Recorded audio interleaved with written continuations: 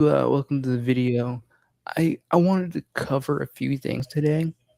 Uh, we're going to first cover a video that I seen from reaction. It's about manosphere and horror villains, and then I'm hopefully going to go into comic books. So I hope you guys enjoy the video, and I'm about to start.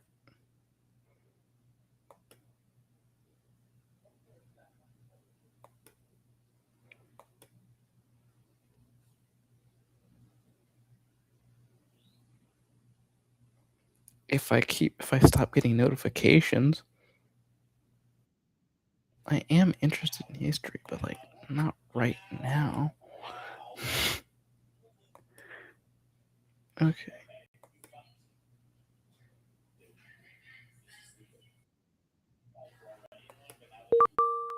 Not right now. Okay, now. Horror films and psycho thrillers like Companion, Better Watch Out, Blink Twice, and Don't Worry Darling have spotlighted the manosphere. It feels like fresh fodder colliding with a mainstream breakthrough of incel ideology. Incel ideology doesn't exist, but continue.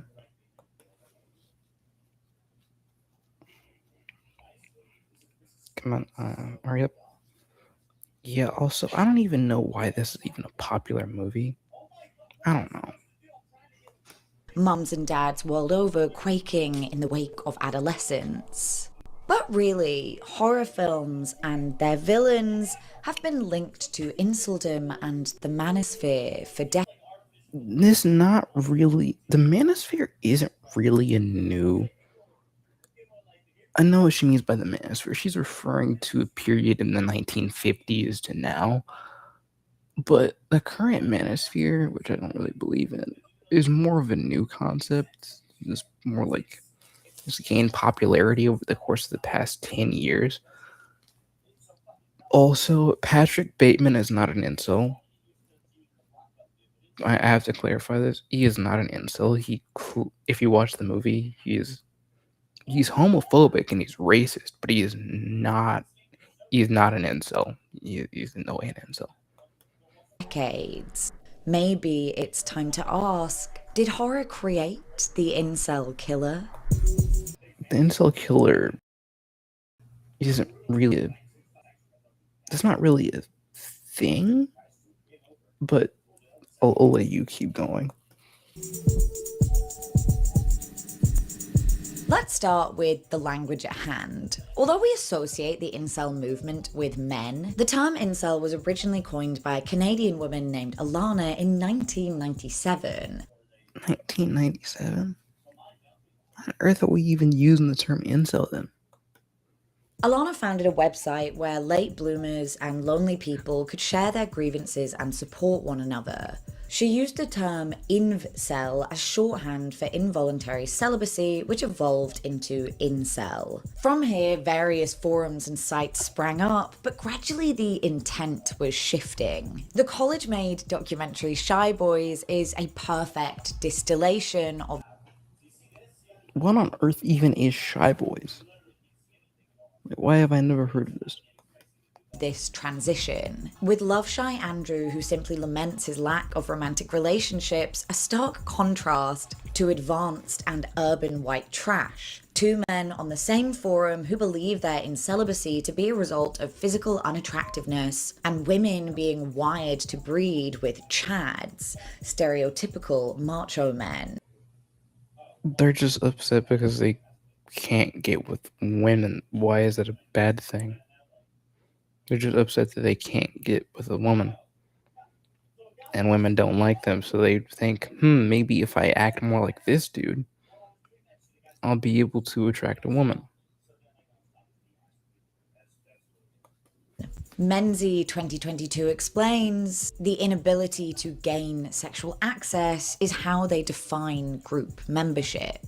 But even this definition has continued to change and evolve, no longer being defined by this total lack of intimacy, but by a searing hatred for women, blaming womankind.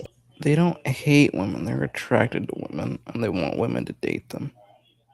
But they can't get women to date them, so they're struggling. in their shallowness and cruelness for their own unhappinesses. Which is where the term merges with the Happiness isn't a word, just say happiness. Just say happiness. You don't have to say happinesses. I feel like you're just trying to pretend to be smart at this point. I feel like this is a LARP or something. And you're pretending to be more literate than you actually are. manosphere, but we'll get back to that later on. Hello everyone, it is time for a little behind the scenes because today's video is kindly sponsored by Milanote and I'm going to show you how a limit that need freedom And their accompanying anecdote notes in the form of super easy, but you can also save directly from other sites using the Milanote web clipper. There's no need to save, download or screenshot, you just I'm hit really this just little trying to button in your skip through browser it, and the but I link don't is want to miss transferred it. straight to your board to arrange later. To keep my research in easy to access organized folders, I've used the subboard function on this mind map. I find the subboards really helpful if my map is getting a little too sprawling. And here I've collected information about some of the real life killers that we'll be talking about in this video so that I can keep them separated from their fictional counterparts. I love the flexibility of the boards, which you can arrange any way you like. And for extra inspiration, there are 100 plus templates for your creative projects, from graphic design to film production and craft projects, you name it. If you want to update your boards on the go, Milanote also has images that I want for. It syncs with the web version with this video's reads. And the best part, Milanote No, so if click the she link was in an the actual professional, she would have had, oh, there's going to be an ad. Skip to this point if you want to avoid the ad. But no, she didn't do that. She just literally just put an ad out of nowhere. And she didn't even say that there was going to be an ad. I don't know why I'm so upset about it. Keep going. description and get your next creative project started. Slasher films are in many ways the pinnacle of horror, one of the largest subgenres with the biggest box office draw. Since But continue. 70s, teens and horror fans have been piling into cinemas to watch grisly murders take place. Familiar franchises like Halloween, the Friday films, and Nightmare on Elm Street introduced elements that would become widespread in the genre, the core of the slasher being that an antagonist who is usually a male acting alone attacks one or more victims. So, this is related to being an involuntary celibate. How? Molitor and Sapolsky, 1993. And the victims themselves had their own distinct qualities. Often that they're depicted as immoral in comparison to the final survivor and or killer. Their deaths acted as punishment for said immorality. Be honest with you, it doesn't even really mean that they're punished for being immoral. For example, Nightmare on Elm Street. He does not punish people for being immoral. He just likes the feeling of like taking them out. He just wants to take them out. There is no immorality there. He just wants them. He just wants to like terrify and cruelty. Like he's just cruel. There is no. There's no like. There's nothing about him being cruel. It's just the only thing that really matters is him enacting feelings of anger on others. That's the only thing he really wants. He just wants to like beat on other people. Which is where the hanky panky comes in. That's such a British phrase. In the US, where the hootin' and tootin' comes in. You're not funny. Keep going. In 1971, academic Edwin Skur determined in his work Labeling Deviant Behavior that society had negative social reactions to women's sexual behaviors. Surprise, surprise. It's not women's sexual behaviors. That's probably more of a European thing. But there's nothing really that's shamed about women's sexual behaviors. I mean, especially if we look at the Asian culture, if we look at Asia, we consider we consider Italy, Japan, Thailand. It's not really anything against women's sexuality, but I don't want to go into a tangent. Despite feminist movements occurring in the 60s, society's general belief throughout the 70s and 80s, and arguably still to this day, is that sexually active women are immoral. I feel like what you're referring to is the sexual revolution, which occurred in the 1970s. That occurred in the 70s, and the Equal Rights Act and the Civil Rights happened in the 1960s. However, that's not fully the case. I feel like you just are saying things to say things.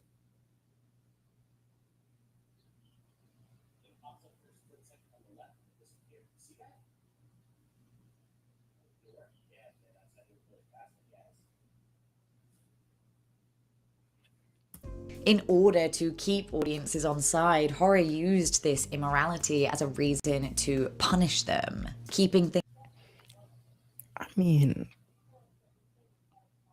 but it's not about sexual immorality though.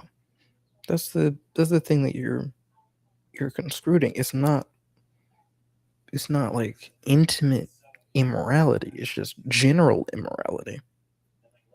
Because if we use Jason as an example, Jason only goes after camp counselors because he drowned in a river because they weren't able to save him. And because the camp counselors didn't save, and same thing in Friday the 13th part one. The reason why she went after the camp counselors was because they didn't save her son, and they weren't actively paying attention, and it led to her son dying.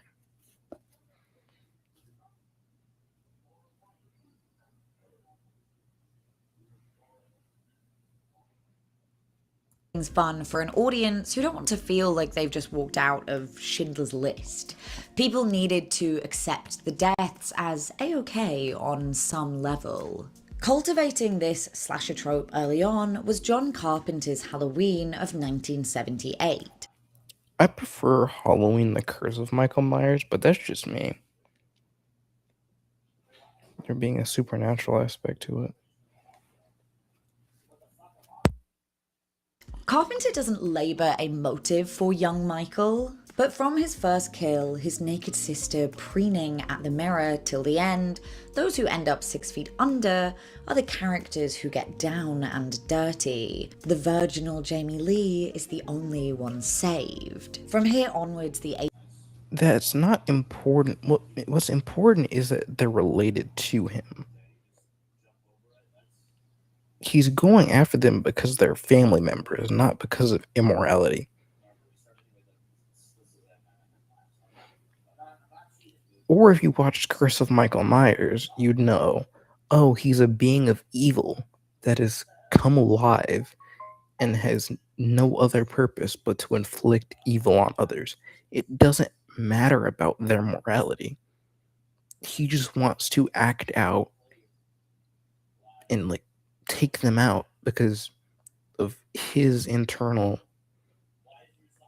You know what? Never mind. This is like, I feel like if I was to go into this further, I feel like I'd go into like Nietzsche and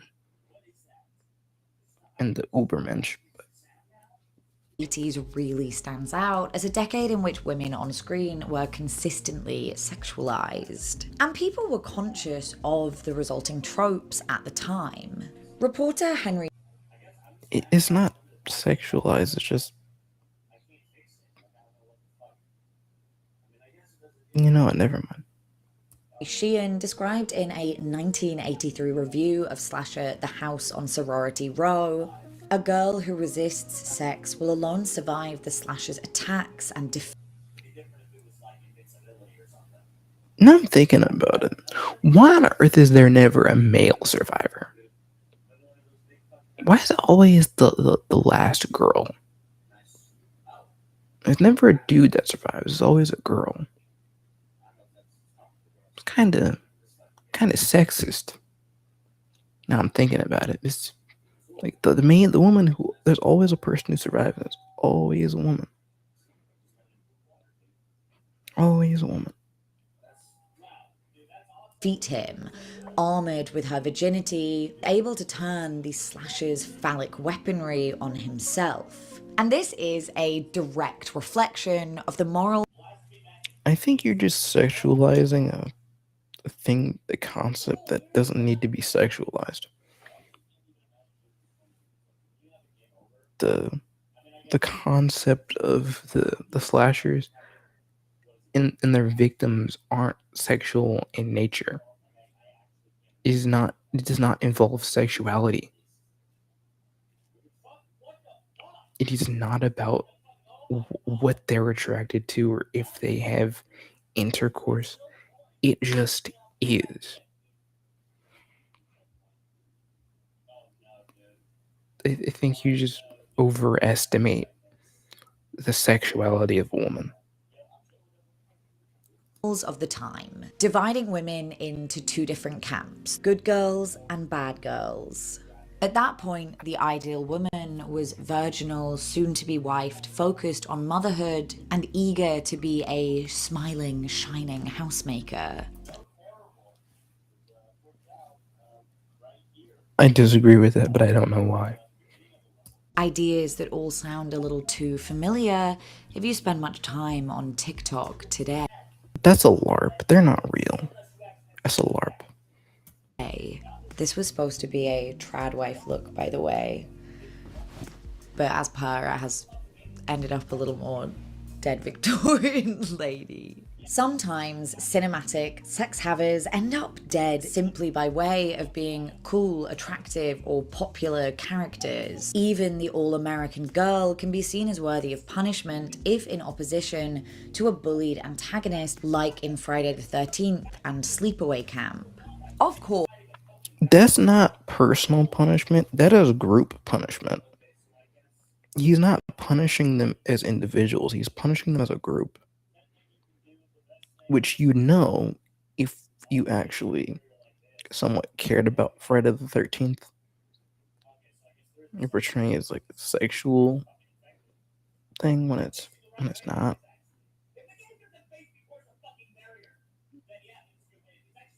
It's not about sexual. It's just that they just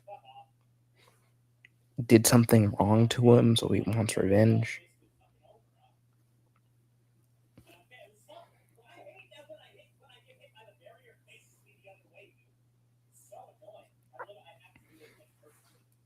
not only women die in horror. Studies on gendered violence in horror suggest that it's not even a majority. But Welsh 2010 notes that it's not even What kind of a publication is gendered horror? That sounds stupid.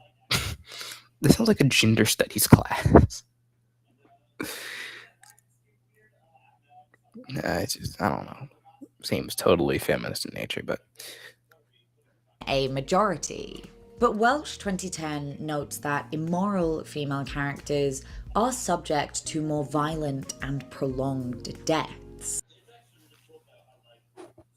what do you mean more violent and prolonged deaths? It doesn't matter how you die if he goes after all of you.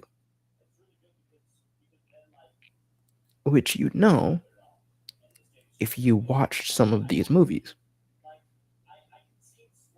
If you watch some of them, then you'd understand the context of the movies, but you haven't.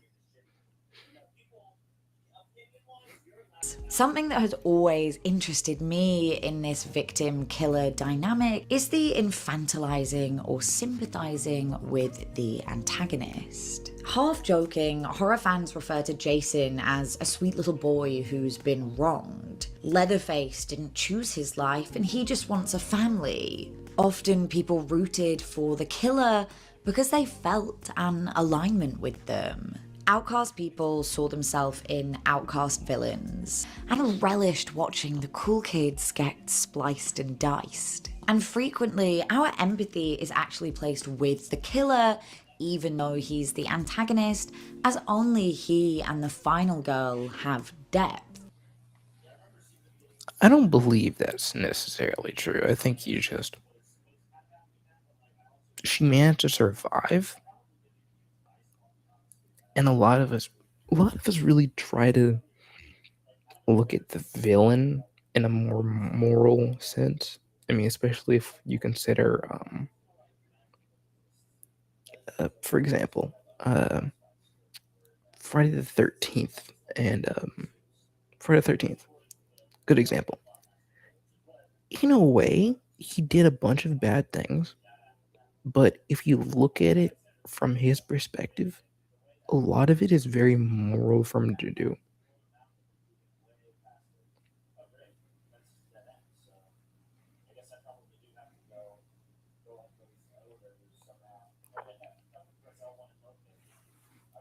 A little backstory does wonders. 1980s Maniac, for instance, shows us a man tormented by his ex-worker mother during his childhood, taking out his hatred and confusion on women in adulthood. And as well...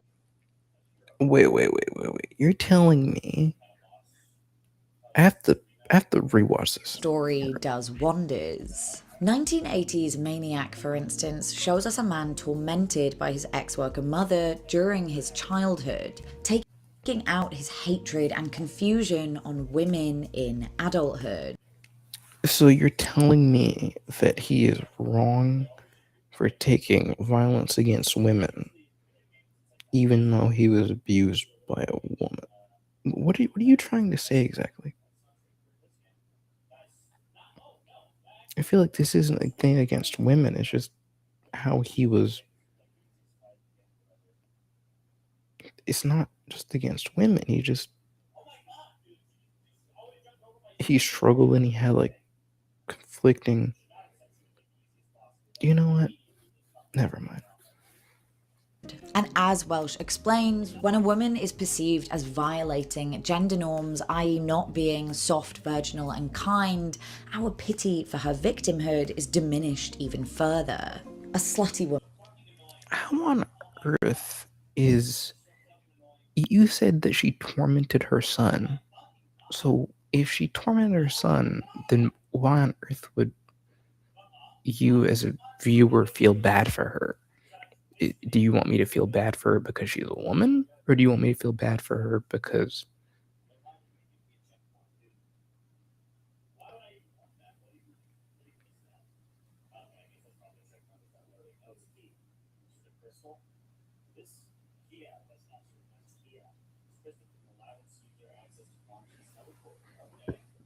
A bad mother, a mean girl. The slasher villain's backstory offers an out. They tell us that the man is broken because of a woman in his life. Which brings us to rejection killings. Opera, Hospital Massacre, Valentine, Scream 4. All these films include male killers motivated by either a single or constant rejection. Some take it killers motivated by either a single or constant... Wait, let me see this really quick. Because of a woman in his life. Which brings us to rejection killings. Opera, Hospital Massacre, Valentine, Scream 4. All these films include male killers motivated by either a single or constant rejection. Some take it out on the specific person, like in Scream 4. And some develop a penchant for killing women in general as a broader revenge on womankind. womankind. Womankind. You know what? That sounds like the most. Why is womankind so important? What is womankind? Hmm? Why is exactly? Why does the violence matter if it's against a woman? But if it's against like a male character, you're just throwing it under the rug. Seems very suspicious. like Valentine. All in all, we can say now that early slasher films perhaps unknowingly provided a space for the stereotypical incel revenge fantasy to take place. Stereotypical incel revenge. I feel like you're making these terms up as you go along. And I don't know why I feel like you're doing this. You're just making up terms and you're just using stories to fit your narrative and not actually taking time to understand them.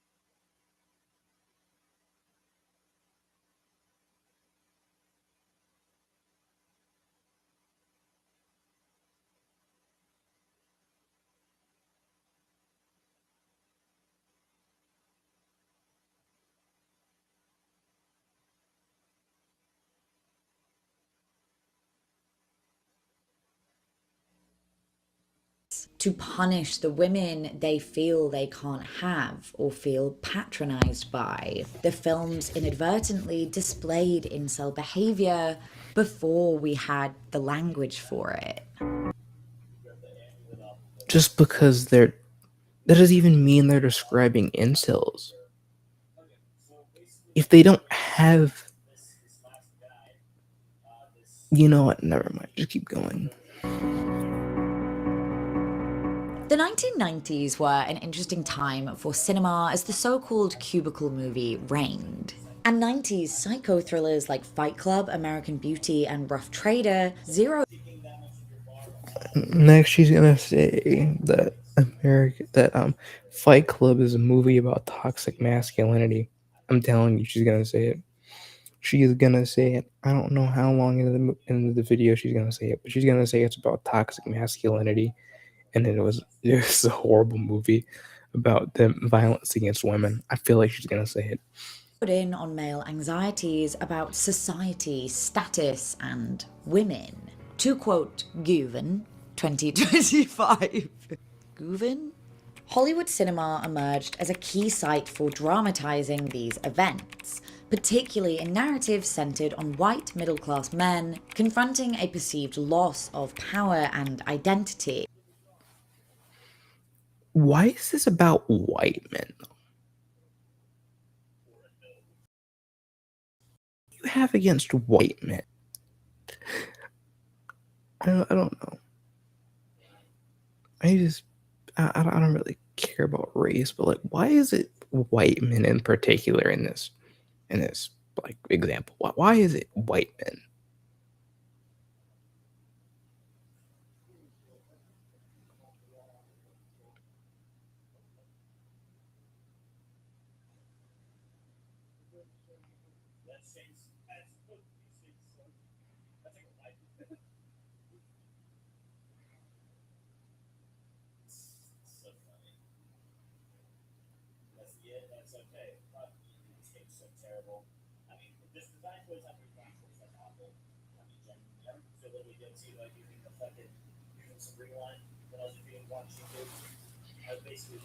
What is actually a result of wider social and economic change becomes a gender ideology in the hands of men, feeling they are losing their masculinity. David Fincher's Fight Club renders softness, which we associate with femininity, as failure, with violence a return to masculinity. The character's That doesn't exactly exist. A return to masculinity.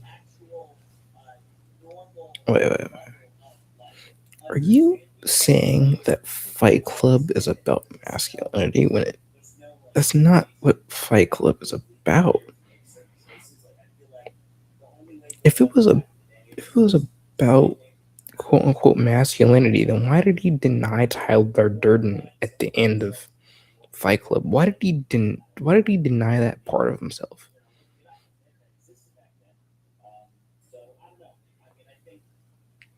I mean, he has no reason to deny himself if it's like about masculinity, anyways.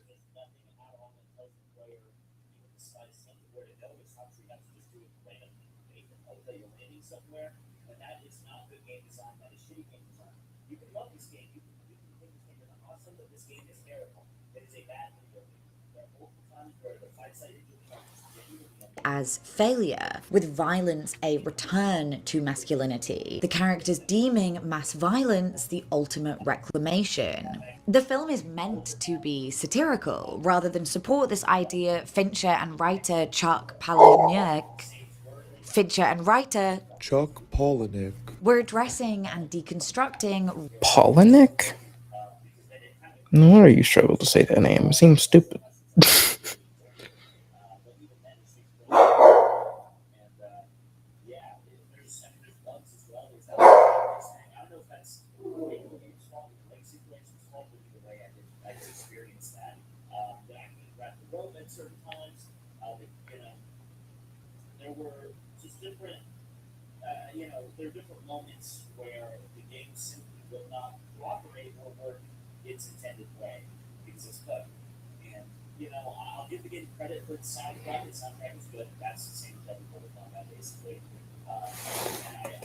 Real feeling among American men, but in some ways ended up affirming it. In watching Fight Club, the middle class white man gets to see himself as oppressed. The film almost says to disenfranchised viewers, a guy like you. But this movie isn't about white men. I feel like you're oversimplifying it. It wasn't about white men. It was about men in general. And in their view, they were suffering from a feminized society.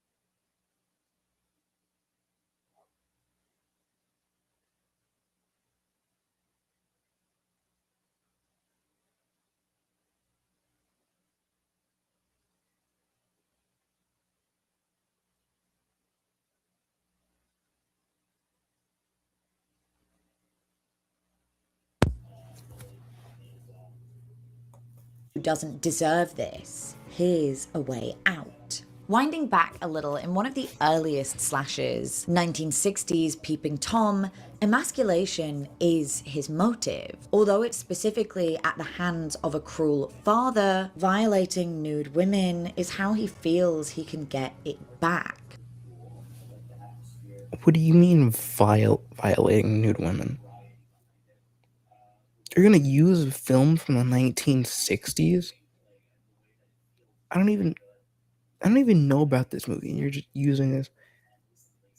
If you're going to do this, at least give me an example of how he's doing it.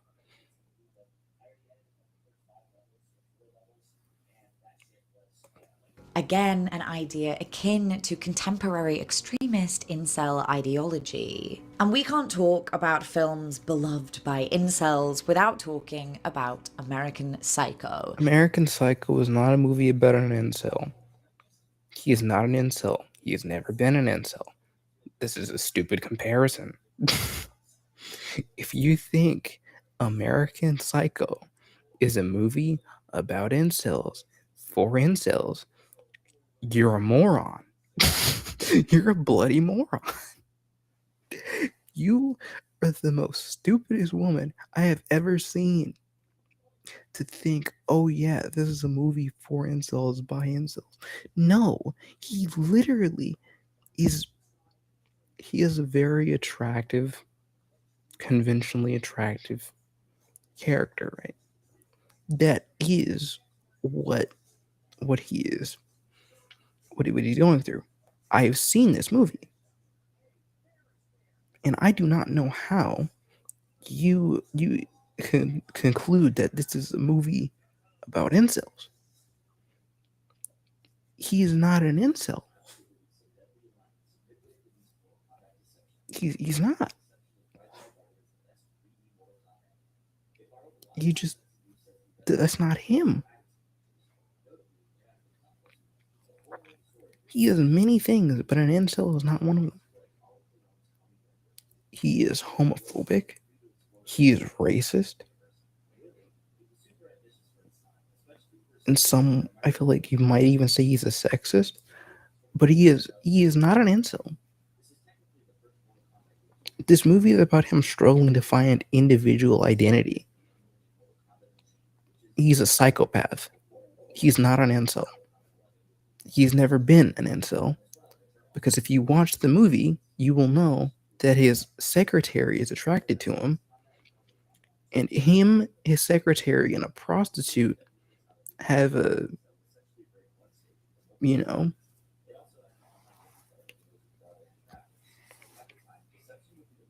but that's my opinion, though. Based on the book written by Bret Easton Ellis and somewhat ironically directed by a woman, Mary Herron. Bateman is idolized, rich, cold, killing immoral women, with memes and appraisals popping up. It is not about immoral women. How many times have I gotta say this? It does not matter if you're a man or a woman. He is a psychopath. I assume I'm not a therapist, so I wouldn't actually be able to give you that diagnosis. But still, he is mentally ill. He wants to have he wants to use his he wants to be an individual, and he doesn't like people. He doesn't like them being above him, so he takes them out. Or he doesn't like people that are under him. It's about status. It's not about whether he is. It's not about if he is. Not about them being women. He's taken out more men than women in this movie. In one cut of the film, he literally takes out a homeless dude. He uses racial slurs, and he hates his gay coworker. He literally hates him because he's gay. Or not hates him. He's disgusted by him because he's gay. And you're not going to mention that because this video is about women. Frequently in manosphere forums and accounts, the satire of no interest to a generation craving the power they feel men have lost. Which feels like a good time to get into the current state. This is not a video about the power. It's not about the power men lost. If it was about power that men lost, he would be acting in a collective and group effort. But that is not who Patrick Bateman is. He is a self-interested, narcissistic, status-seeking psychopath that takes out whoever gets in his way. He does not care about men getting power that they deserve. He's not a role model for that. If anything, he just shows how self-obsessed he is and how much his need for status and for superiority clouds his judgment.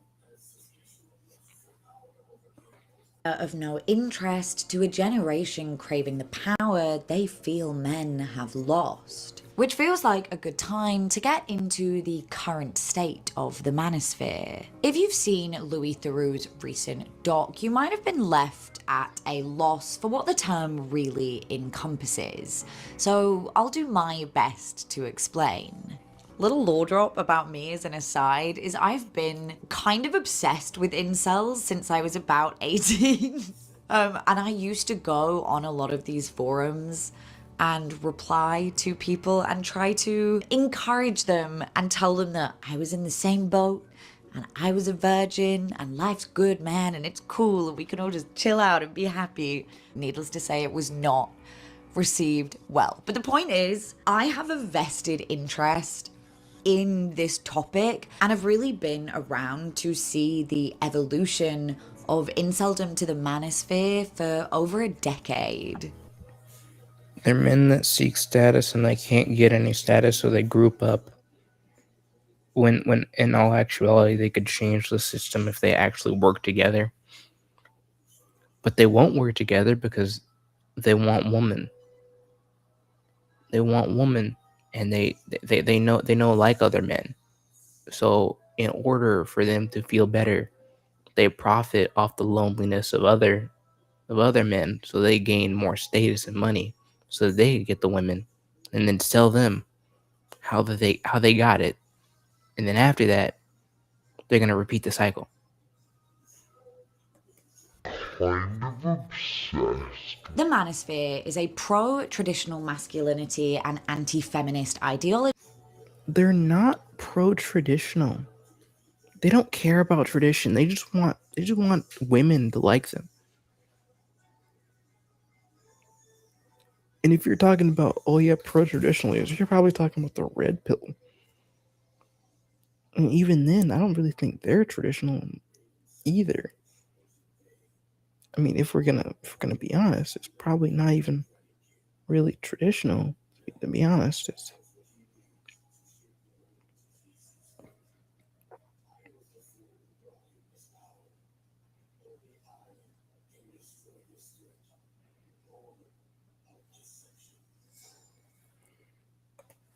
Born online across various websites, forums, and social media platforms. 4chan, Instagram, TikTok, Discord, you name it.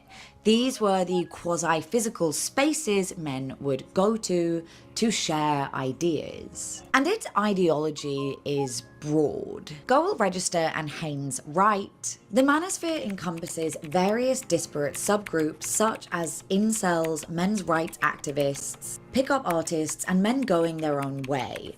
men's rights activists are not a part of the manosphere. We will never be a part of the manosphere.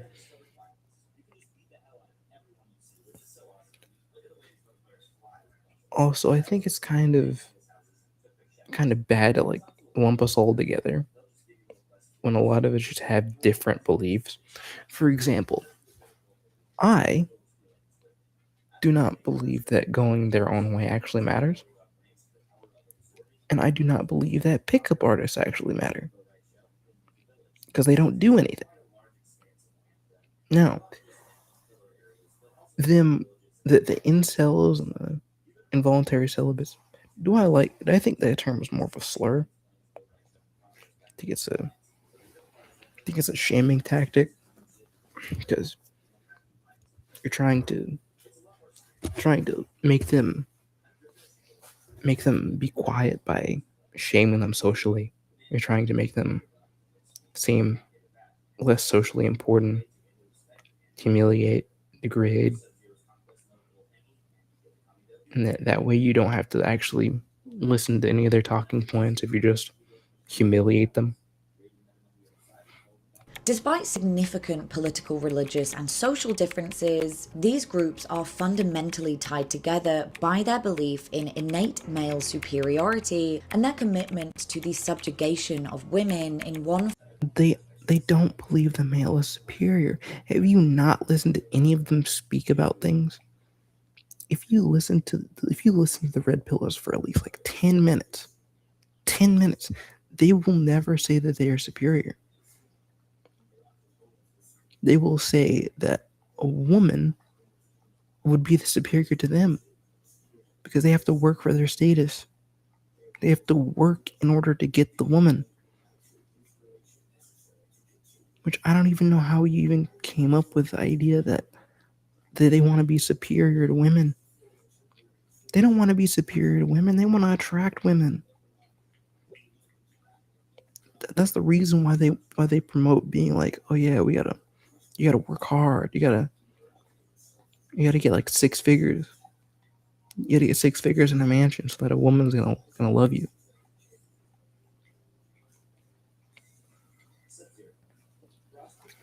Form or another. The manosphere instructs men to make bids for dominance in various and sometimes insidious ways. Gym bodies, high-paying jobs, a rotation of. So you're saying that self-improvement and wanting to improve yourself in order to seek status in women is insidious. Well, I guess it proves you don't like the pickup artists then. Don't like any of them.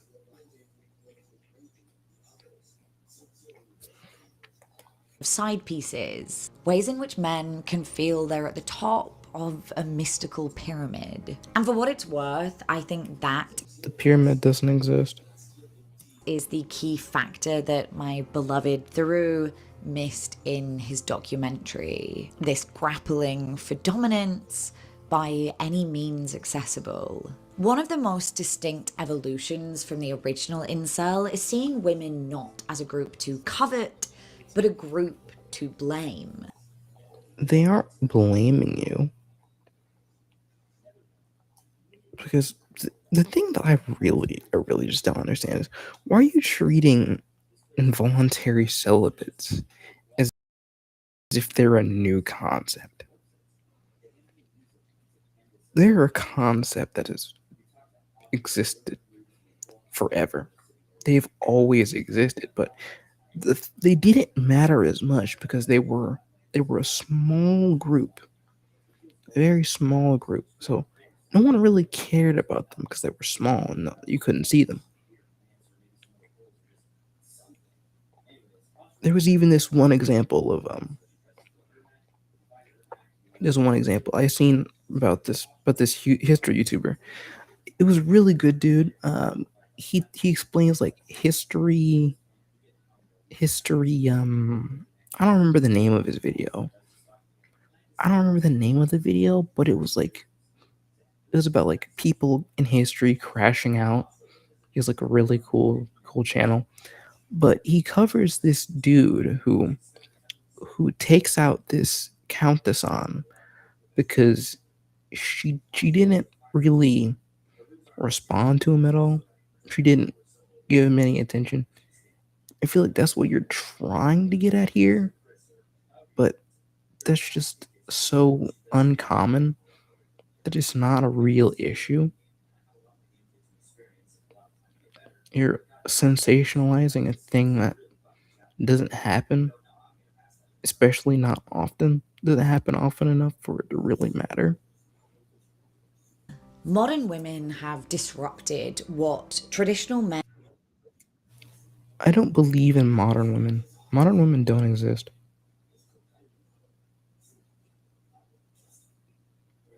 It's not a real concept.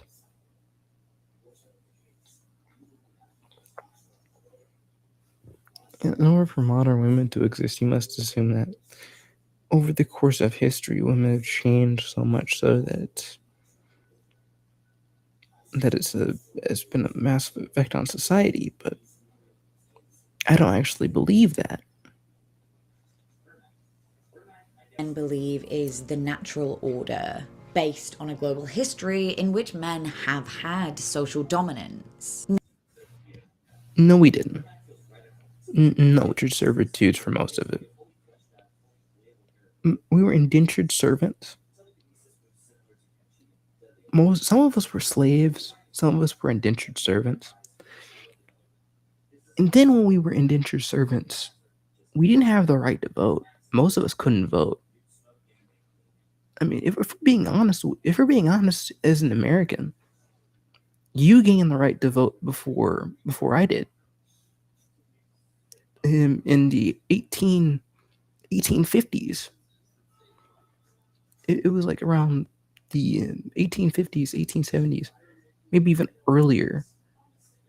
You gained the right to vote way before I did. I had to wait another, say, 100 years after the Civil War, maybe 120 years after. I don't understand why you're acting as if you're an oppressed group when you benefit the most from civil rights. You benefit the most from the efforts of the past 100 years. You benefited from most of it. You benefited from the East India Company. You benefited from a lot of social systems. You go to college more. Actually, you know what? No, I don't know about this because she's probably British. So I'm gonna take some of that stuff back. But it's still true Nowadays, many women aren't begging for partners. They're not lining up to be brides. They're having sex because they don't need to anymore. when they want it and with whoever they want. And the online radicalization against women not falling in line is extremely widespread and aggressive. It's not about women falling in line. It's about them not having any purpose. Or, and some people would say, women don't like them anymore. It makes them feel upset. The social contract is broken. I don't even think the social contract even mattered. But I mean, that's up to interpretation. Even I've been on the receiving end of this. A small group of men online So you're upset at Citycrusher then? A small group of men online of what? We've harassed you. Is that what you're gonna say? We've belittled you. You're a sexist. Of course, we're gonna be upset at you. clustering to punish me. Yeah, she got to reject the alpha male, right? That was her orgasm. To countless interpretations. This new context, the modern, me reflecting on the loser villain archetype. The modern manosphere, really? Is that what you're gonna say? The modern manosphere? What next? Are you gonna say that? You know what? No, I'm not even gonna go in. I'm not even gonna try to do that. You're probably gonna say something even worse than I'm gonna try to have to react to. Horror fans have had such a soft spot for. The manosphere's commitment to subjugating women is almost picking up the torch. It's not about subjugating women. They just are deselected on a mass scale. They're being deselected. So in their mind, they're like, oh, we're being deselected. We got to do something.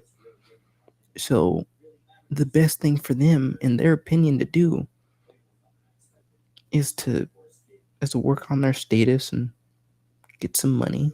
And then after that, hopefully the woman's gonna choose them and then they'll be happy go lucky. From horror, from a culture we've otherwise left behind and come to understand as regressive, where masked men strike down who they believe to be deviant women. They don't care about deviant women. Nobody cares about deviant women.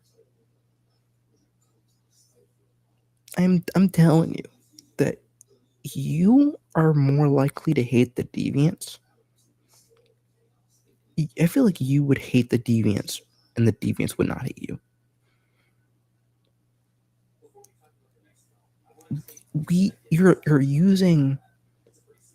You're saying that men hate women that are deviant, but you've not proven any example of a woman being deviant and hated for it. I have not seen a single example of a woman that is deviant being hated for it. I have never seen it. I've seen men hated for being deviant. I've seen. You know what? You keep going. I feel like I'm gonna get even more mad. Just keep The going. movies don't kill bad girls anymore. So who does? There is obviously a history of male murderers targeting women, from John Christie to Jerry. Yeah, those are exceptions. What about the murder that targeted gay men like John Wayne Gacy? What about the what about the what about the I-85 or or the or the or the killer in Atlanta who's going after black people? So you're saying that going after women is worse than going after certain races? Do you think that? Because let's just be honest with you. Let's just be honest. This murderer, this serial killer, going after these women in particular, it doesn't really matter, because what your point is that women are better, and that their struggles matter more. You really don't care about the serial killer, about any any aspect of it. If you did, you'd know that there have been a lot more racially related incidents than there have been about things where people specifically target women. They aren't as common. No one targets women. It rarely happens. These are exceptions. They're not the rule. And I wish you stopped treating them like they were the Brutos to Ted Bundy. But the incel ideology of today directly reflects that of horror. a lot of the examples that you've given me are people that hated other groups of people, not women. They didn't hate women, they hated the groups that those women were a part of. Honestly, I thought you were going to mention I Know What You Did Last Summer. That's what I thought you were going to mention too. And then that would have gave me an excuse to watch What We Did Last Summer. But that's not what you did. You didn't mention what we did last summer. You didn't mention My Bloody Valentine, or you didn't mention that one movie about Jennifer's Body. I thought you were gonna mention that. I mean, that's a good movie. I thought you were gonna mention that. It was like about the difference between the good girl and the bad girl. I mean, considering that's what the whole movie is about. But I guess you're just a feminist who only cares about women. You're a female supremacist, not a feminist. Almost. Oh wait, maybe. Who guessed? They're the same thing. Real life men punishing deviant women. They spout all this ideology. They don't care about punishing deviant women. How many times am I going to tell you this? They don't care. They're just deselected. They're deselected and they're upset about it. So they're gonna pout about how maybe it's the new age of women. They're not even really upset about women. They're upset about the women of the modern day and not being selected. And what they don't know and don't understand is it's not a modern women issue. It's an economic issue. It is an issue of gender inequality and feminism that has displaced them, and they have no purpose.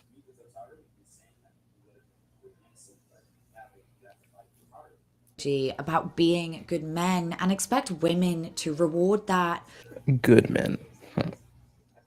Good men. What do you mean by good men? Do you have a definition for that? Do you have one of those what is that thing called? Do you have like those urban dictionaries? Is that what you have? You have one of those that can tell me what a good man is? Do you know what characteristics those entail? But as Lana Turner famously said, a gentleman is simply a patient wolf. So you're telling me that you want to get information about men from a woman. It doesn't feel very smart now, does it?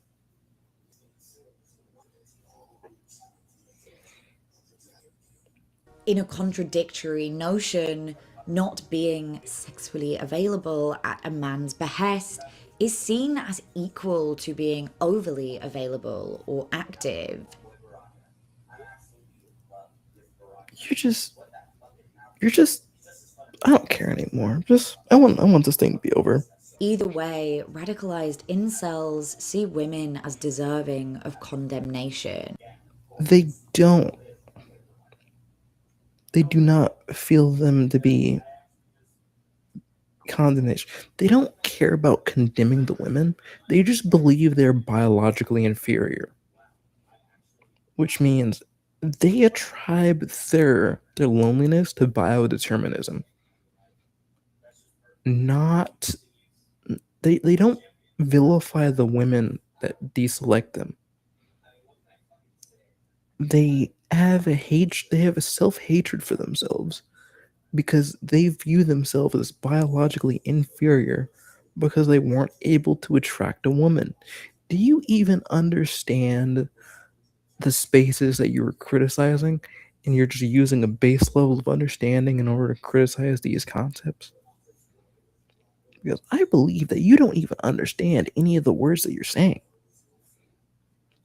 You're just like, oh, women, women bad. Actually, you know what? No. That would assume that you're intelligent and you're trying to do things in a better way. You're not. You just don't like the men, and you're vilifying them. And this is the best way for you to do it is to say, oh yeah, they're going after us because we're women. But that's not the case. They're going after the groups that in the, they're going after the groups, and the groups so happen to have women in them. You're referring causation and correlation,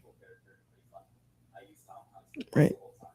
Just because a woman is in the group does not mean they're attacking the group because they have a woman. They don't care. These serial killers, they don't really care about the women. You won't talk about John Wayne Gacy. You won't talk about Ted Bundy, not Ted Bundy. What was that other one? What was the blonde one? Jeffrey Dahmer. You won't talk about how he killed gay men. You won't talk about that. But when it's about matter of their their sex, when it's a matter of what what gender they are, that's when you care. You care when they're women, but not when they're a different sexuality or a different race, because you don't care.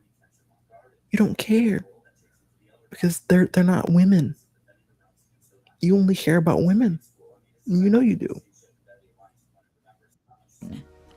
I've used the word expectation a lot in this, and to the evolution of the incel, entitlement, the ability For the last time, assholes are not entitled.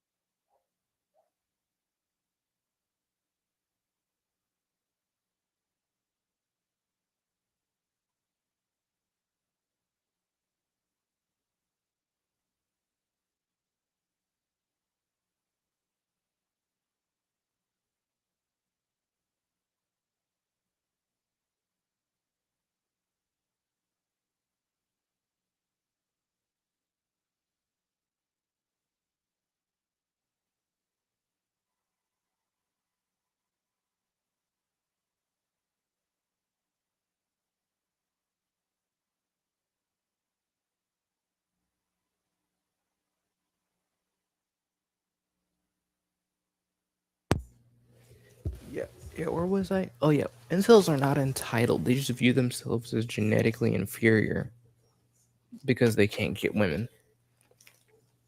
And since they are genetically inferior in their minds, they're blaming themselves for their bad genetics. They're not blaming women. If anything, they're more likely to blame the other dudes. They're like, this dude doesn't have to work as hard. This dude doesn't have to they're vilifying other men because of their success, and not vilifying the women because of their. To You know, it look doesn't back matter. and see what men had, and therefore deciding it is their birthright. These men believe They don't believe it's their birthright. A lot of them don't like themselves because they view themselves as genetically inferior.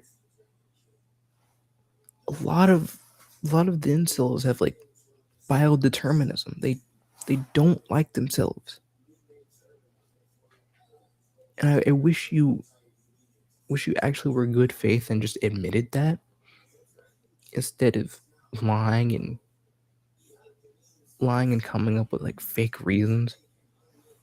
it is a moral act to get that birthright back. And if they can't get it back by sleeping with women or having their pick of a wife, they turn to ultimate dominance, death. To take a life means achieving dominance over it. How are you correlating serial killers and slashers to incels when they are literally two unrelated concepts? They're unrelated. What next? Are you gonna say death hates women because it kills them in one of the most violent ways? Are you gonna say that death hates women? Are you gonna argue that Friday the 13th is a movie about how they don't like women that are sexually promiscuous? Is that what you're gonna say? If you look at the movies and you actually look at the lore behind them, you'd realize that this isn't about women, it's about group punishment.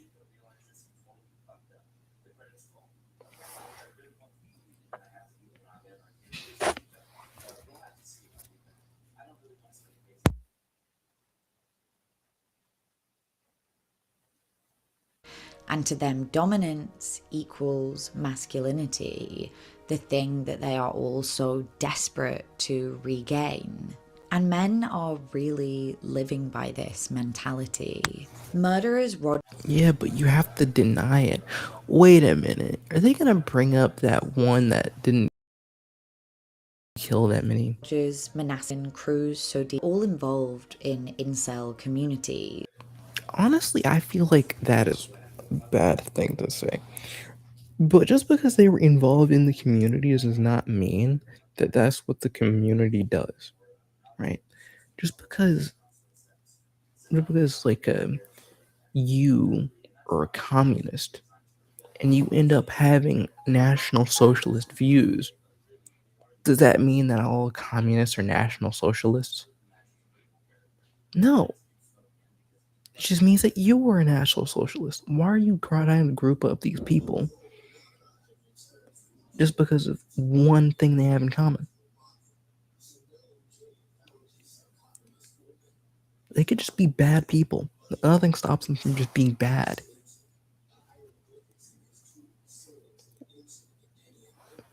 Significantly, these men reflect our early slasher villains not just in their killing of women, but in their personal hardship. Killing of women, it doesn't matter. They aren't after the women, they're after everybody. And being a woman doesn't matter. Being a woman to be slashers does not matter. They want to take them all out. Not just women, but the men too. They want to take everyone out, not just women. They want to inflict their pain on other people. They're not mentally stable and they want to inflict their pain on people. How much do I have to say this? It is not about them being women. If it was about them being women, then they would have no male victims, which is not the case. Research on school shooters found nearly all had stories of being mercilessly and constantly teased, petted, and most strikingly, it was because they would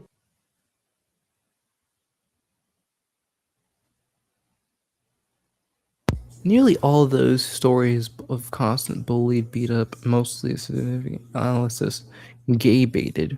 Nearly all stories of being mercilessly, constantly teased, picked on, and threatened. Most strikingly, it was not because they were gay. At least there is no evidence that suggests any of them were gay, but they look different from the other boys.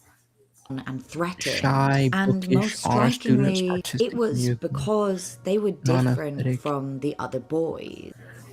Wait a minute. So why on earth does this about women if it's about men victimizing other men?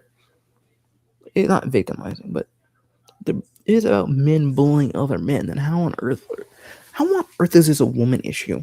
If you're talking about men being bullied by other men, shouldn't this be a male issue and not a woman issue? Because I feel like you're just co-opting this in order to make it about you. As with Mama and Jason Voorhees, it's the loser's revenge. Elliot Rodgers specifically selected a sorority house to enact his revenge on. I feel like Jason Voorhees is a very bad example of incels because he isn't involuntarily set. He's not really going after. It's not about women. It's about the camp counselors. He doesn't care that they're women. He's going after every camp counselor. He's going after them because they're camp counselors, not because they're women. Because they led to his and his mother's death. He is. They've actively hurt him, and he wants to hurt them back. This is in no way related to them being women.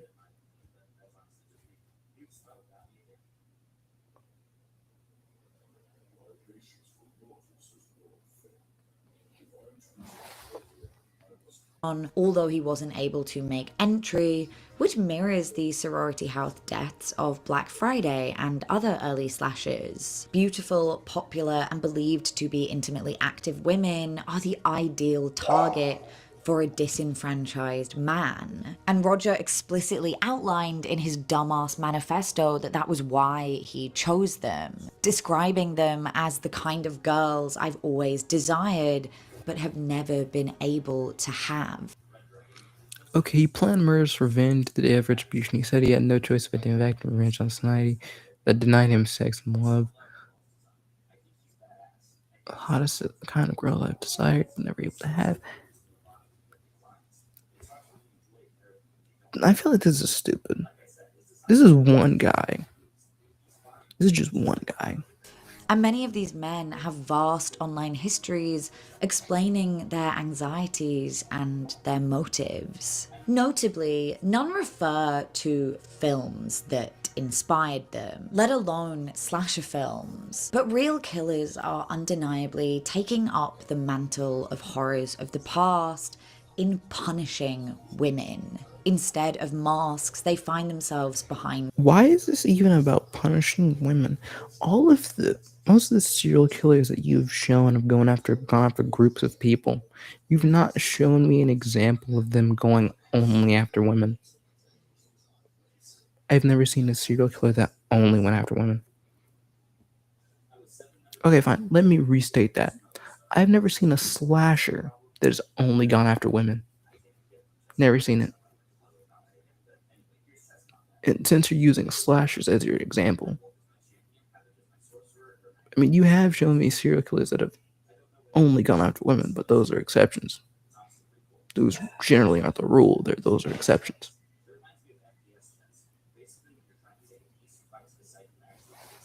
Screens. Instead of working alone, their anger is amplified by the internet. And according to Goel Register and Haynes, who I quoted before, the result is a measurable rise in offline violence. With increasing attention on the manosphere and decades, if not centuries, of feminist activism, the prevalence of femicide is coming to light. When it comes to the movies, Femicide isn't real. It's not a real thing. Femicide is not real. It is not. It is not even a real concept. If you've not heard of sperm jacking, you've not heard of the Johnny Depp case, have you not heard of the men not being allowed to leave Germany? How a woman is trying to take over Poland? It is not. You know what? No. She's just being bad faith. I don't have to prove anything to her. male antagonists take on a different colour than female antagonists like Pearl, Lola from The Loved Ones, or May, as the majority of real life violence and murder enacted on any gender is performed by men. This isn't. It is not. Not.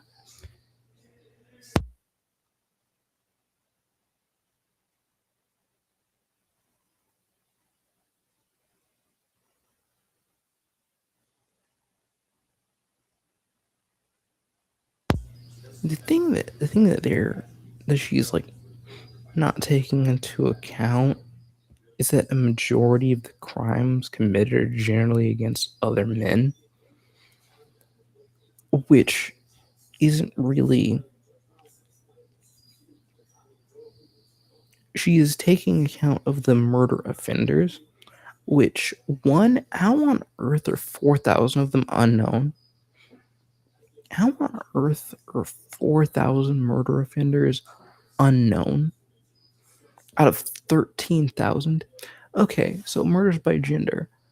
13,469 were male, and who were male, to 1,902 were female. There were also 4,008 murder offenders. Gender was unknown. So my question is, if we're using this as an example, why on earth are we not looking at the victims, like the people who were murdered? I mean, if femicide was so high, A feeling. and why are you using the studies from 2025 instead of 2024? You don't have to use the studies of 2024. You can use 2025. The years. If you're going to be analytical with this, you have to go for the most recent studies. And that would mean going to 2025 and not 2024. I feel like this source would just be outdated. These are facts. And contemporary audiences have more of a real life relationship to the incel killer than we ever have. He is a figure that we encounter on the news, in comment sections, sometimes in our own schools and classes. You know what? I could say that the incels and the violent stuff aren't really correlated. But I know she's just trying to she's just trying to use propaganda to propagate people. So I'm not even going to do that. The fun horror fantasy of the outcast getting revenge doesn't feel like fantasy anymore. So what about Carrie then? She was a female outcast. Are we not going to talk about the femcel? We were just going to talk about the male. We're going to talk about the male incel. We're talking about the male version.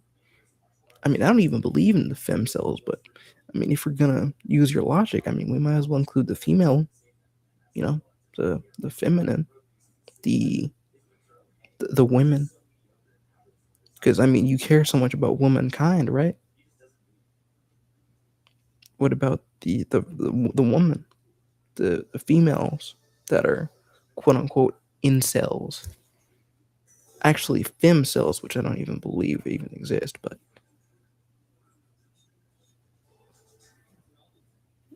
you believe them, and that's enough for some reason. ridding us of our sympathies for this once loved archetype.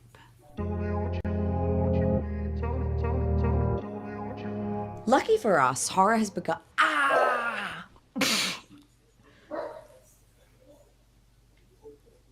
I think I just broke my hand.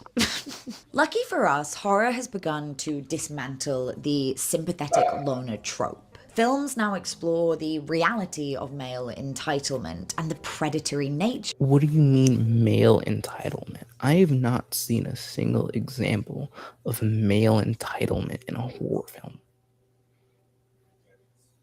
I have never seen it.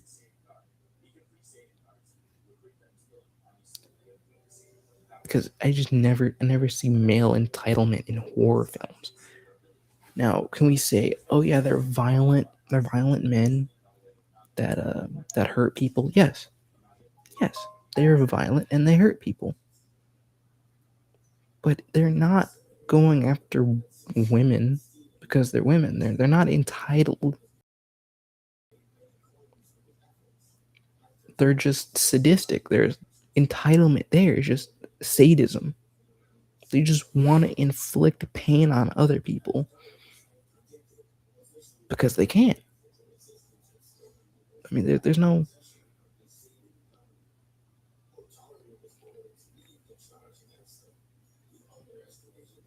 You know what? Honestly, the more I say things, the more I realize that Of the good guy. Blink Twice, Companion, and Don't Worry Darling have subverted their nice guy love interests, revealing their violent entitlement. Instead of literal monsters, the villains of these films are everyday men. The antagonist has evolved to match the present state of the manosphere. so you're using the minority of a minority of slashers they're a minority, of course. You should know this. They're a minority.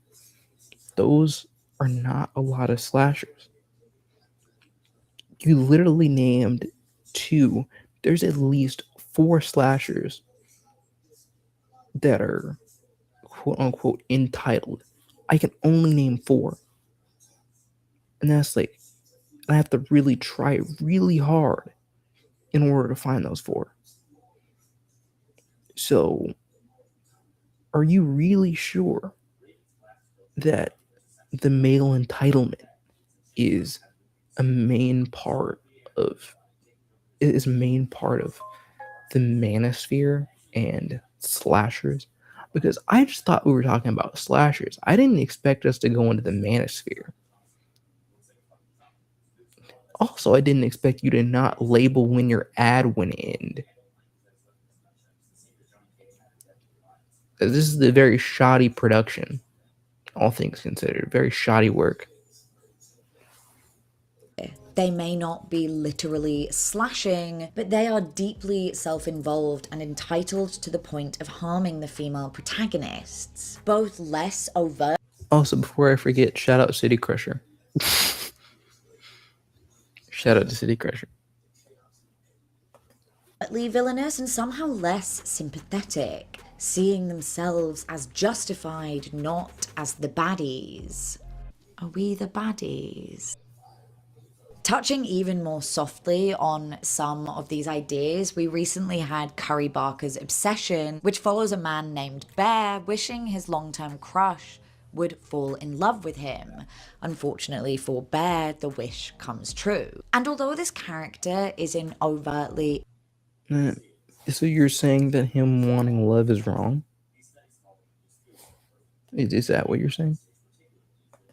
incel-like, it highlights the toxicity of his self-pitying attitude. I find a noticeable distinction. So, him wanting someone to love him, for him,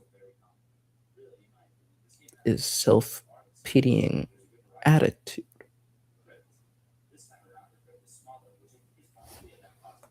in these modern depictions are that they tend to be way less easy to idolize than 90s manobros like Tyler Durden or Patrick Bateman. While some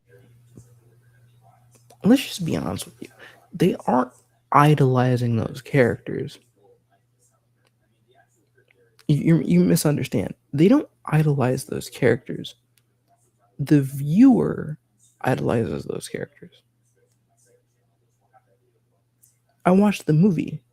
The movie does not tell you that Patrick Bateman. I was gonna say Patrick. Patrick. I was gonna say the movie does not tell you to idolize Patrick Bateman. Okay. One more time. The viewer is not told to like Patrick Bateman. Patrick Bateman is a very bland individual. And because he's a bland individual, he tries to be better than people around him, but it ends up just being him trying to gain the approval of others, which ends up just making him look bad.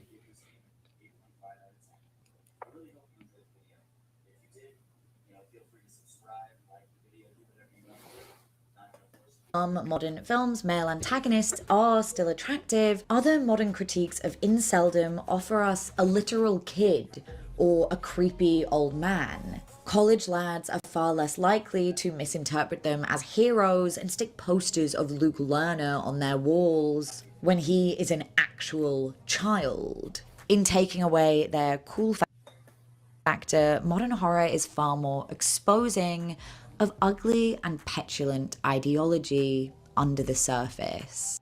What petulant ideology? What are you talking about?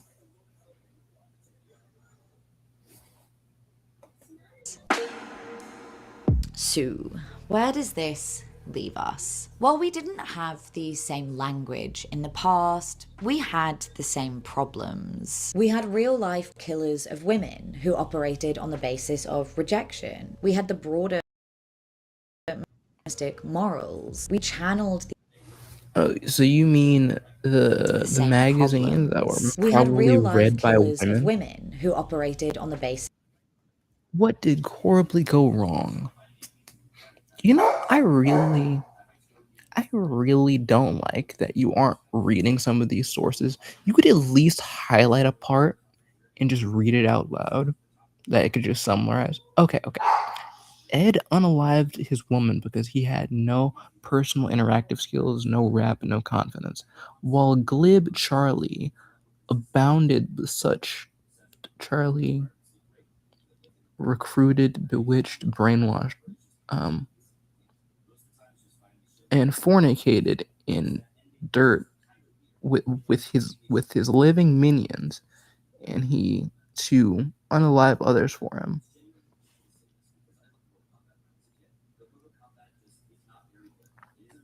Honestly, I really wish you actually read some of these. That's the only thing I have against you. I really wish you read some of these instead of just showing them on the screen and being like, "Oh yeah, trust me, bro." Of rejection. We had the broader misogynistic morals. We channeled these ideas Okay, of rejection. sexy, We had the too broader soon. Oh, Britney Spears. morals. We Britney Spears. Oh, so you're using Britney Spears as the operated on the example. basis of rejection. We had the broader You're using Britney Spears. You're using How to Be a Good Wife, Though Married. You're using Goodbye. These are all for women. I have never seen a dude read People's Magazine. Oh, also, I didn't know Robert Downey Jr. got arrested that one time. Yeah, but look, these are all from different eras. I assume this is early 2000s. This looks like 1940s, 1950s. And I don't know when this book came out, but it was probably 2000s as well. misogynistic morals. We channeled these ideas into horror cinema and without knowing it, created the archetype of incel killers. That is not what happened. That is not. No. No. No. Stop being stupid. No. No, you're smarter than this. You're actively being bad faith right now. You know that these movies didn't create.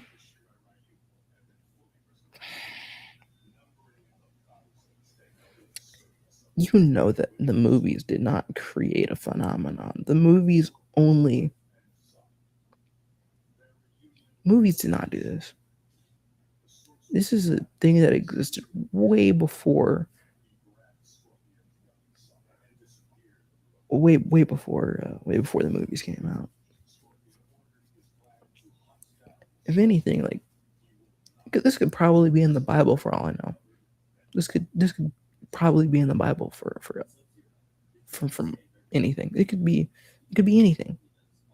So I think saying that, oh yeah, the movies did this, like no, incel killers don't even really. They're not even really a thing of importance because they're not even really that common.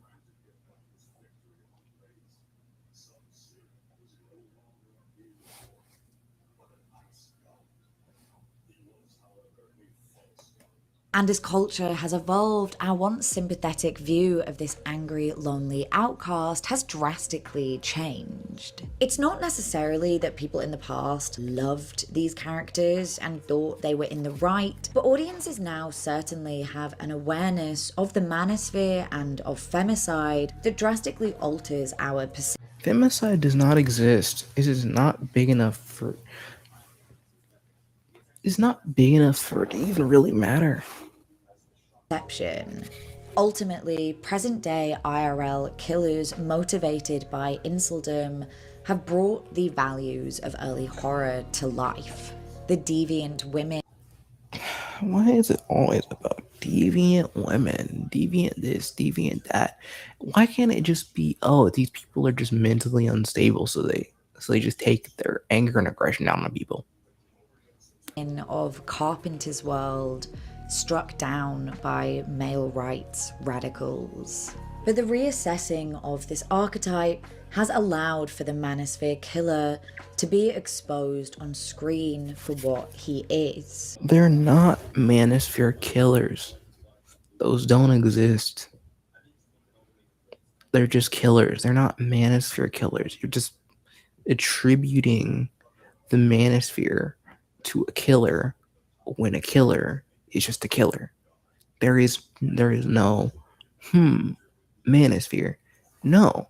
At that point, you're probably going to say, oh yeah, Travis Bickle from Taxi Driver is a manosphere killer. No. It's not the full story. You're just taking stuff out of context and claiming, oh yeah, this is what happened. When you know that's not the case. You're actively being wrong and you don't care that you're being wrong. Because you're probably going to profit from this video anyway. Let's see, how many views does this video even have? How many views? Because I assume that she's definitely going to profit from this video. Yeah, she has like 140k views. She's already going to get money out of this. No longer the tragic, misunderstood, traumatized weirdo or the disenfranchised man reclaiming his power, but deeply entitled, unrelenting misogynists.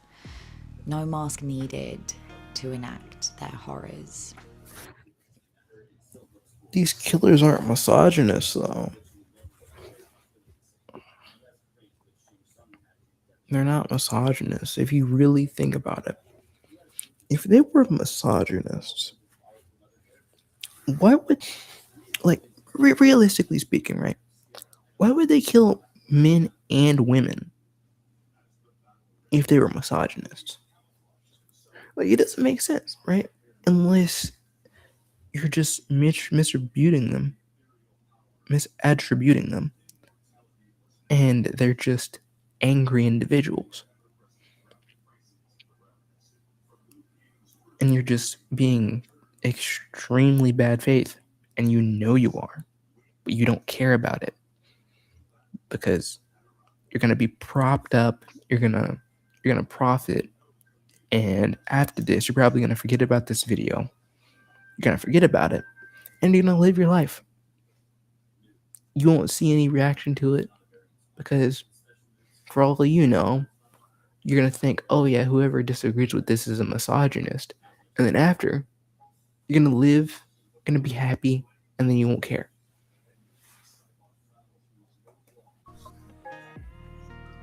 Oh, thank you for watching today. I so enjoyed working on this slightly more research-heavy essay with help from the...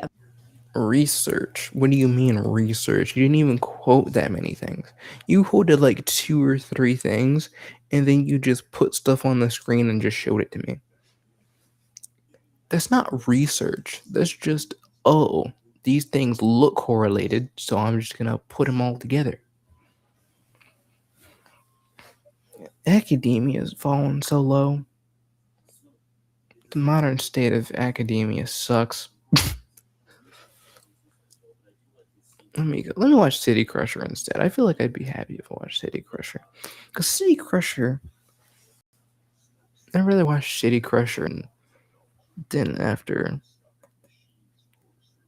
Because I want to see what video he made about her. I assume it was from 2... Is it 2 weeks or 2 months? 2 weeks, 2 months. Because I assume that... Yeah, I want to see the video where he reacted to her, because it would be very interesting to see it.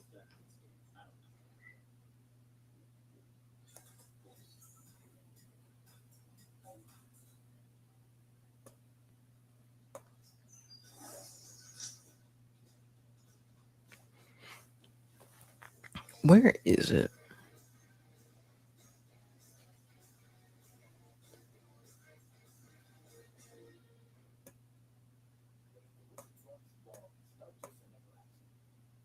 Catfishing has become a tool from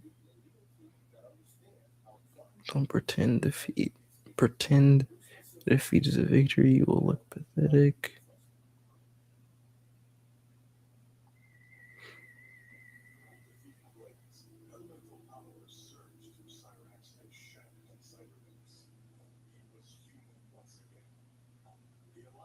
Oh, let me see.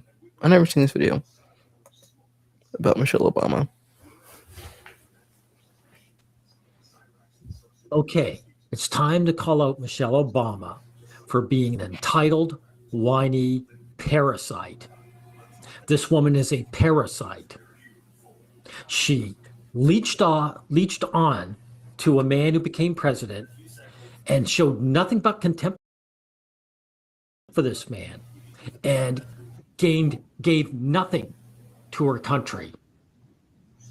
And here she is spewing her bile. Now, before we get into it, I just want to show you what she thinks about her husband. This is very typical. Okay, I couldn't attitude. stand him. Oh, she couldn't stand him? Wow. No, never mind. Dudes, by the way. Michelle Obama has stated that there were 10 years in her marriage to Barack Obama when she couldn't stand him. Right? Particularly during the period when their daughters were young and she felt the burden of child rearing was not shared equally. Now, of course it can't, because she demanded, like so many women do, that a man be a climber. His job as U.S. president is a full-time job. It's 100%. He has no time for anything else but that. She pushed him to go into this field. And so she wants him to do that, but also be there to work for her in the family. What changed? In 10 years, her daughters grew up and they became more self-sufficient. So she didn't have to do anything. So this woman is just a leech a housewife leech. The first lady is an easy gig. You notice when they were done, Barack Obama aged a lot. Like if you look at this picture and compare him to this picture, He has a lot more aged gray a lot hair. because there's stress being the president. Michelle Obama looks the same in both pictures because there's zero stress. Michelle Obama would never go for the presidency because it's work. The first lady is not work. So anyway, let's get into this and we'll see what this woman has to say, as painful as it will be. Do you think that impacts the room that we've made for a woman to be president? Well, as we saw in this past election, sadly, we ain't ready. Yes, you're ready, dude. Lady. Yes, you're lady. Look, Kamala Harris. I mean, she People didn't ran. vote for her not because she was female. Oh, I didn't like her. I just didn't like her. She just sucked at it. She had nothing to offer. She didn't stand for anything.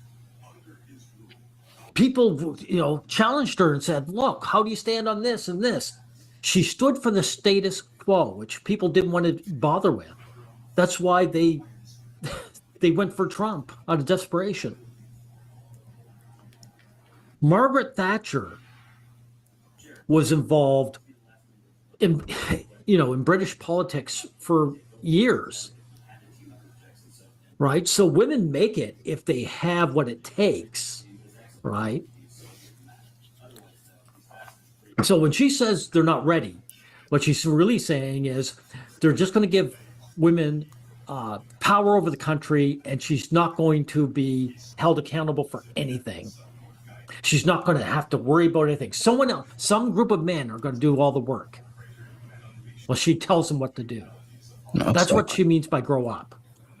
That's why I'm like, don't even look at me about running, because you all are lying. You're not ready for a woman. You are not. No. And they're plotting this garbage. This woman would never go for president because it's work. She couldn't handle raising 2 children. What makes you think she's going to be worth anything? She's going to be a doorstop at best. No, not even that, a boat anchor. And you know something? I never see this woman smile. So there's something wrong with her. There's something wrong with her. She never smiles. This is what she always is. Now, this woman shouldn't be famous for anything. All she is someone who married the U.S. president. That's her big accomplishment.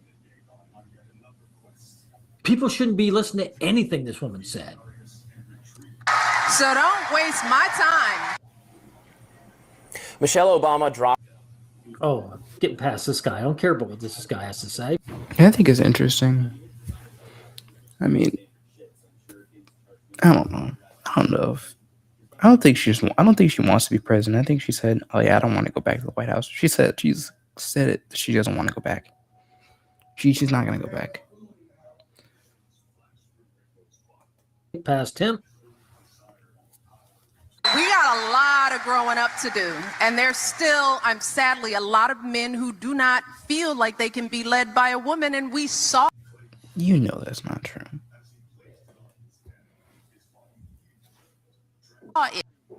it. Well, actually, we didn't see it. Did you actually make a poll and ask men in your country? They didn't. In other words, if one man spoke out and said, yeah, I'd rather have a man, they would take it and run with it and say, that's what men think. Right. And frankly, the guys who think that have a right to think that. Who in their right mind would put this woman in charge of anything? This leech, this parasite who couldn't even look after her own daughters without being resentful, who would want her in charge of anything? Now, there were rumors that she and Barack were going to divorce, and they quashed that. But the simple fact is, She does not have anything but contempt for her husband. Yeah, I mean, she Just did because say she couldn't stand him for like 10 years. I don't even know how the relationship lasted this long. she's staying married with him doesn't mean it's good. She wants the fame of being the woman who's married to a Barack Obama. That's why she's still married to him. I think we still have growing to do in that regard. And, you know, we can see how progress can be made and things can be snatched back. But by the way, everyone, how is that progress? Just having a female in charge. Again, guys see what happens when women get in charge. Could be true. I haven't seen a. They're mostly feminists, though. They're mostly feminists. I haven't seen a woman that's like been for male rights. I haven't seen it yet. They demonize the male sex. You think this man hater would actually do anything different from that? Some may call that. Okay, I'm good past him. I don't care about what he has to say. The rest is garbage. The thing I pointed out is everything. This woman has no right to speak on anything. Let's get her back up here. This woman should keep her mouth shut about everything. There's never been anything she's done for her country. She's never put anything positive towards anything. All she's had is gripes. She's on to a man, leached off him like the parasite she is, and then she has nothing but negative things to say about anything.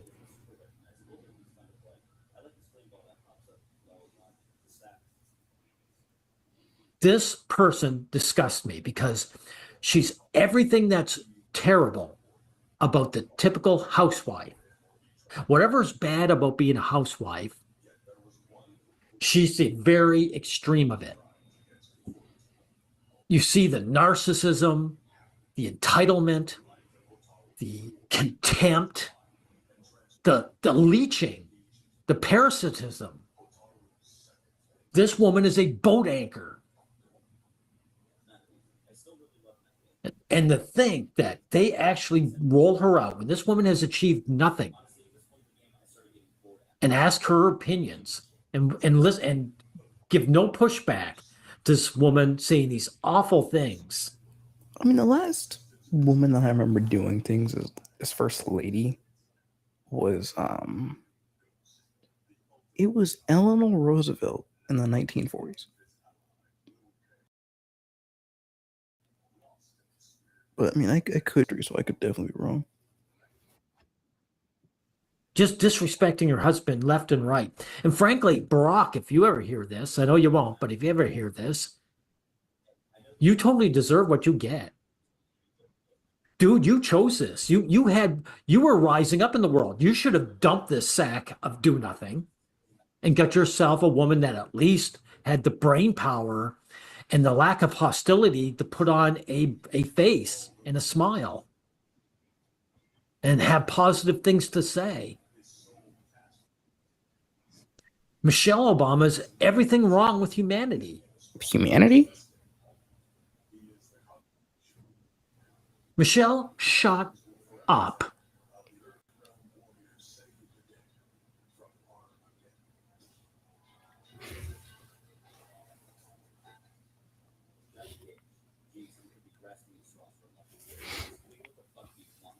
In September 2025, Chess Reps asked me to sponsor one of my videos.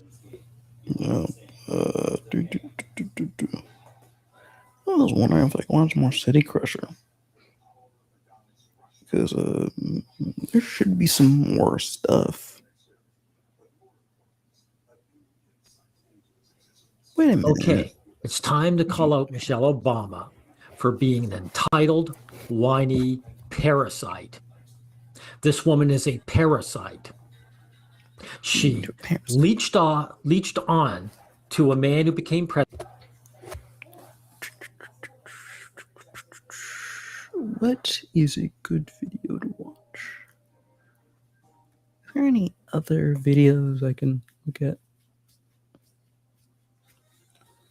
/ listen to?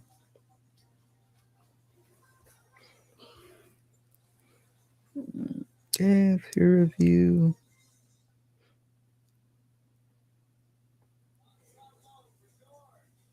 What was that video?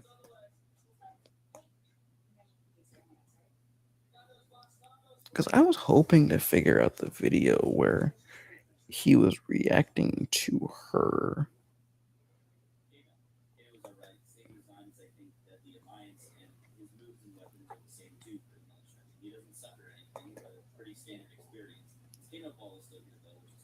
Oh, this one.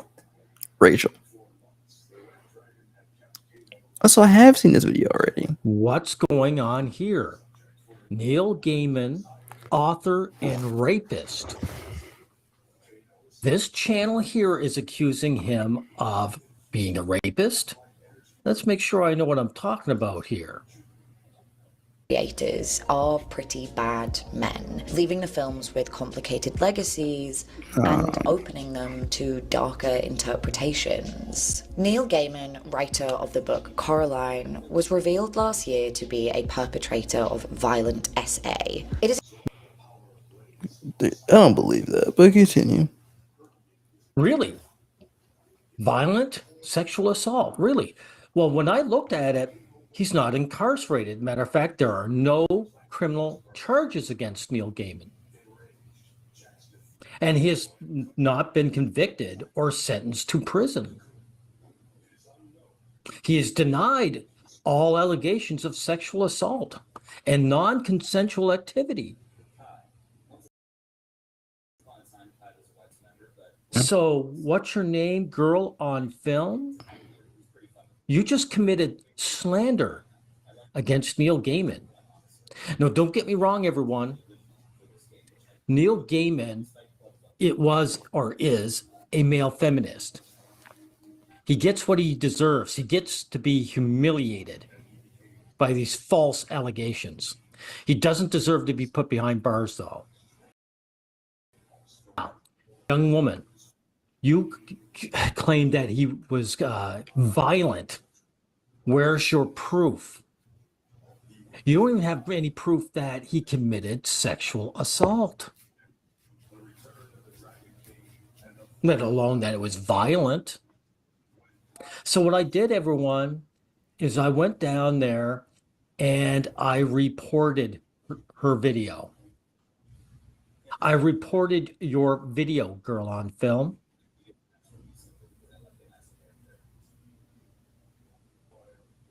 Now, everyone, every guy who has self-respect will be doing the same. In any event, we will get into the beginning of this. I want to tear apart this awful person. You are an awful person, girl on film, right? Now we'll take apart her man-hating video. Yeah. There's 5 authors here who make material, that have made material that are beloved by girls everywhere. 4 of the 5 are men. So I want you guys to note that when men are capable of making stories that women love and not the other way around. Now, so she's going to start bashing all these male authors.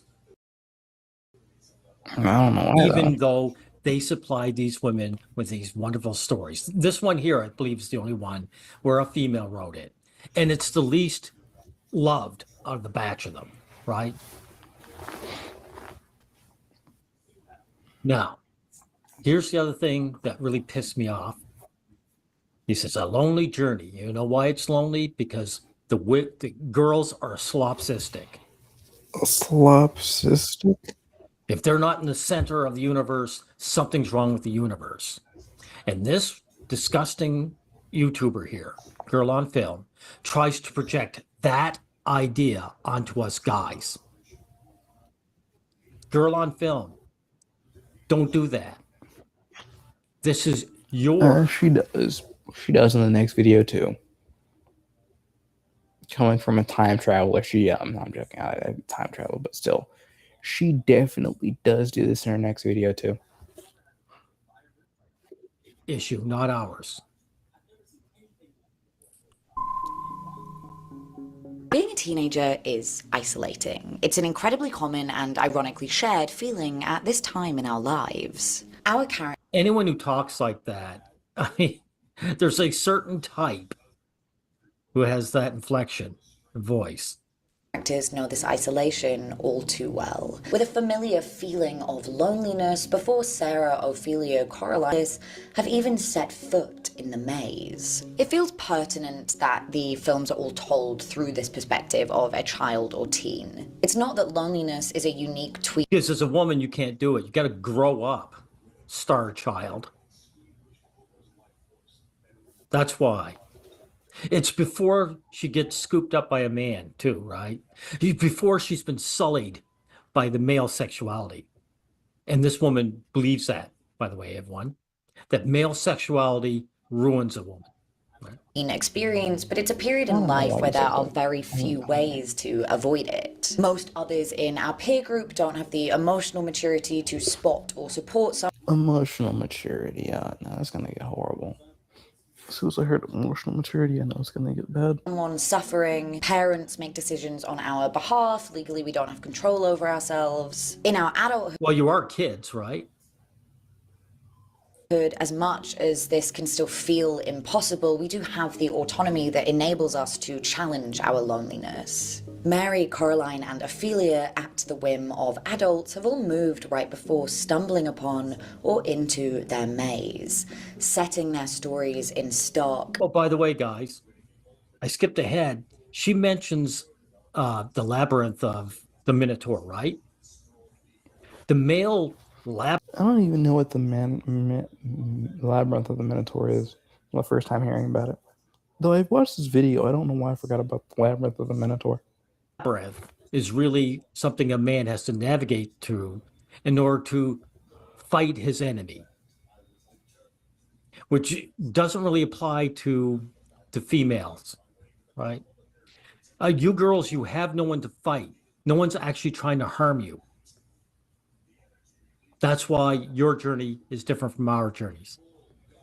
Strange new surroundings.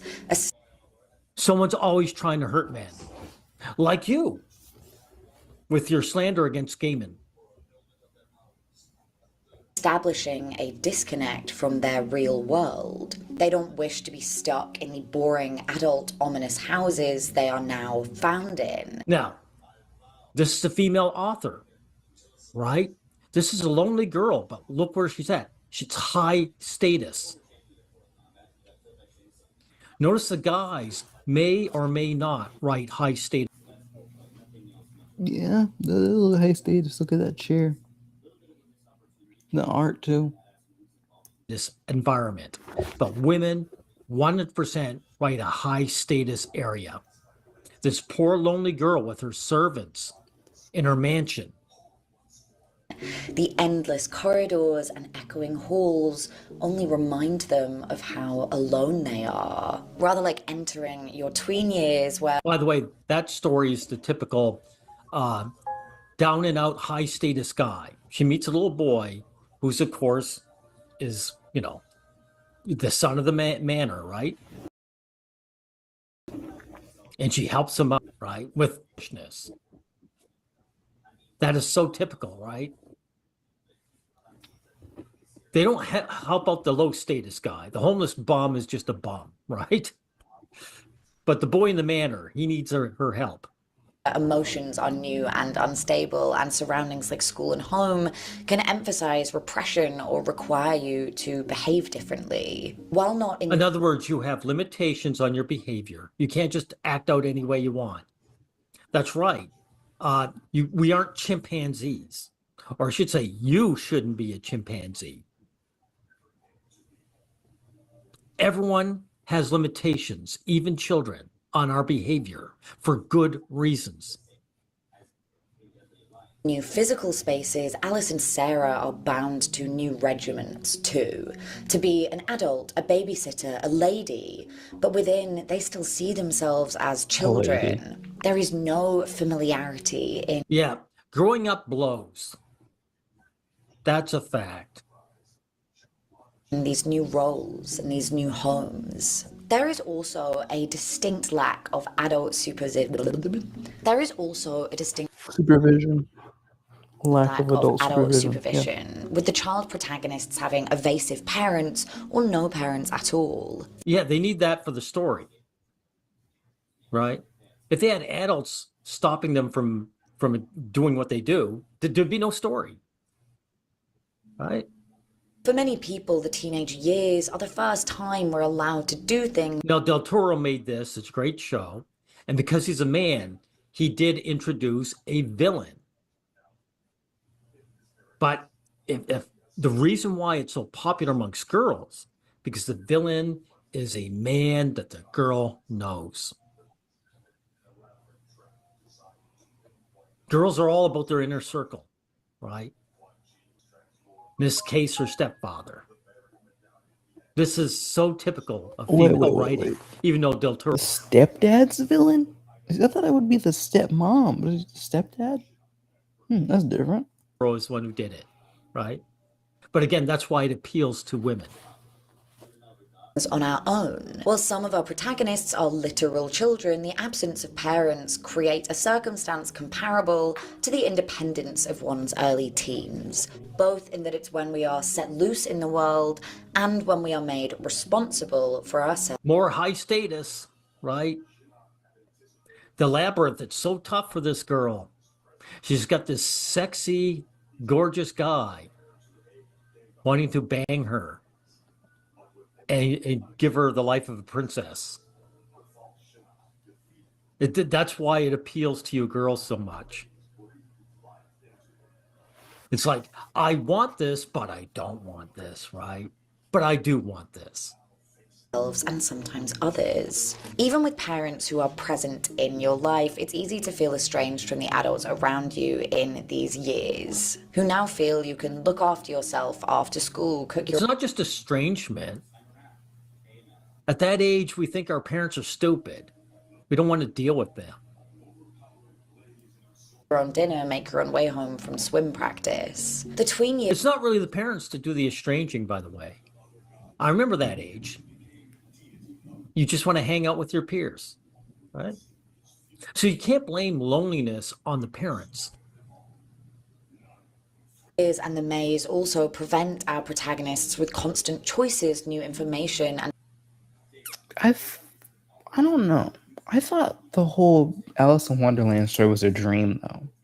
decisions that haven't been encountered before. And without parents, the girls have to figure out how to navigate these on their own. For them, it's finding clues and solving riddles to move to the next passage. Interestingly, our modern-day English word clue came from the word clue, spelled C-L-E-W-E, which in itself is derived from an Old English word that means ball of thread. So the clues our protagonists receive to navigate their way to freedom are their own. Yeah, the girls have to figure things out, but they don't have to put the sword to something, right? They don't have to worry about that kind of danger. The Minotaur isn't trying to tear into them. Balls of red string. Ariadne eternally guiding them through. In real life, it's using new information we've picked up on, observed, or overheard to navigate new situations and choices. Do I want to smoke that thing that's being handed to me? Can I trust the girls who are bullying someone else at lunch? Is the man giving me... There you go. Now. Is a storm going on? I did not know that. So I'm going to end it. I hope you guys... I'm going to do when there's like less...